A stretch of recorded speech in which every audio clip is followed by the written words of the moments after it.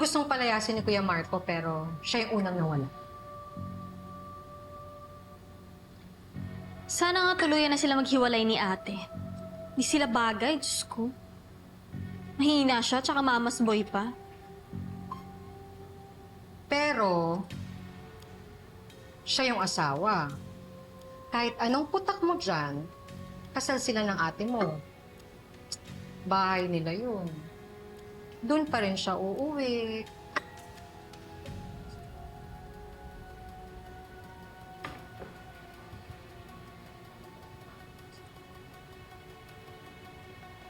E di umuwi siya. Pero sisiguraduhin ko na ibang pamilya na ang madadatnan niya.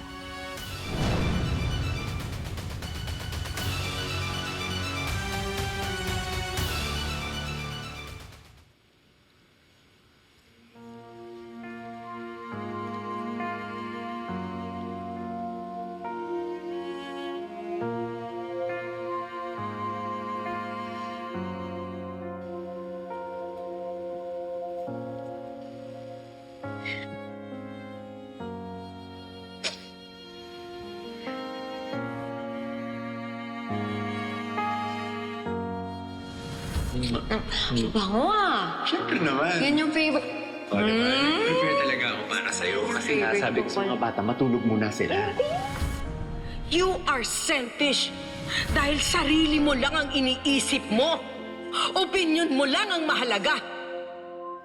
Hindi mo iniisip ang nararamdaman ng ibang tao. Totoo naman, di ba? Kung ano yung gusto mo, yun yung masusunod. Hindi importante sa yung opinion ng iba. Yung pagbukod natin. Yung pagtira ni Angel sa bahay. Hello, kung hindi ka naman agree sa mga desisyon ko, you can say it. Sinabi ko! Pero lagi kang may sagot.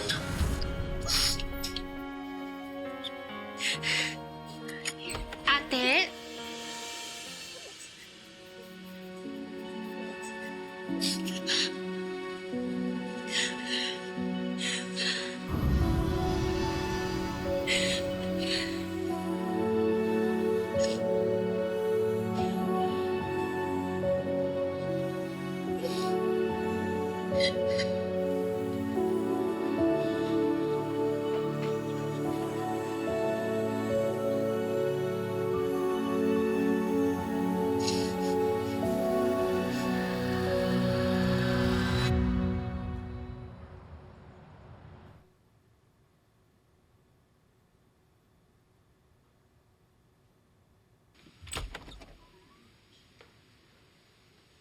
Ate?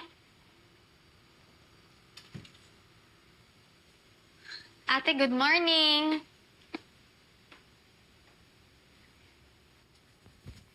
Good morning, ate! Jill, ang aga pa. Ate!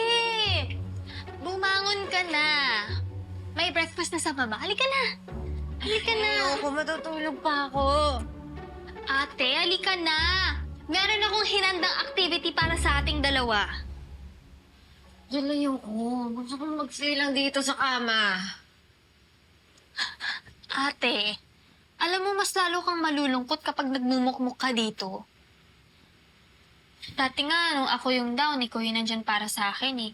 Ikaw pa nga mismo yung nag-encourage sa akin na lumaban.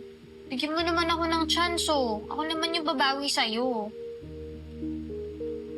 Sige, ganito na lang ate. Magpustahan tayo. Kapag nabore ka sa hinanda ko sa'yo, uuwi tayo. Ano ba kasi hinanda mo?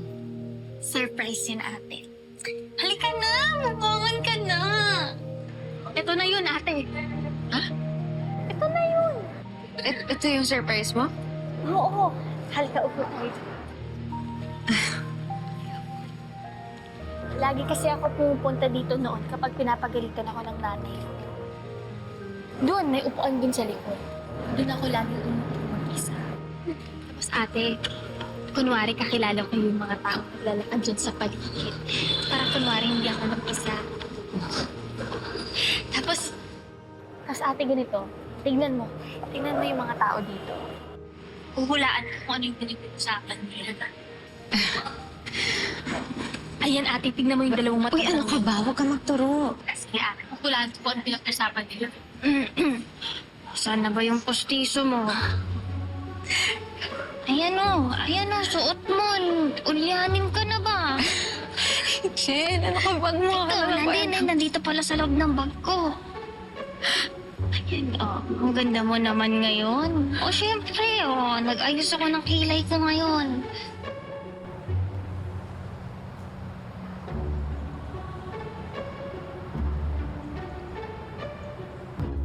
Oh, ma. Nakusap ko na yung doctor. 8 a.m. yung appointment natin tomorrow. Okay, great. Alright. So, ready ka na order? Hainanese, no rice. Vietnamese rice. Gotcha. Hello. 1 Hainanese chicken, no rice, 1 laksa, and 2 glasses of water.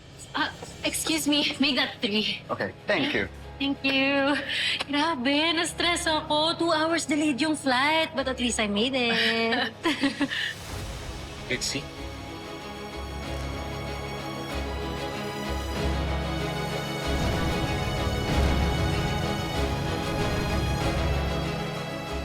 Hi, Marco.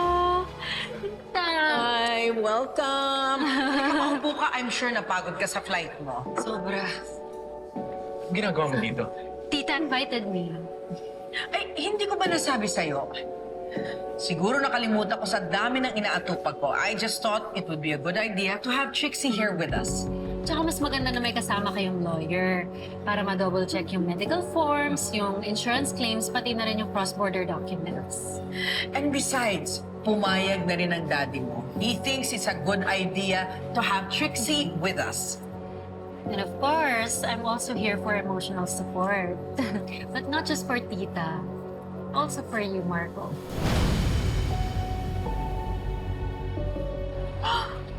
Sorry, Ay, eto ate, bagay sa'yo. Black, bagay sa'yo. Black? Oo, pang lawyer yan. Ito yung gamitin mo sa office. Hindi naman ako masyado nagbablock eh.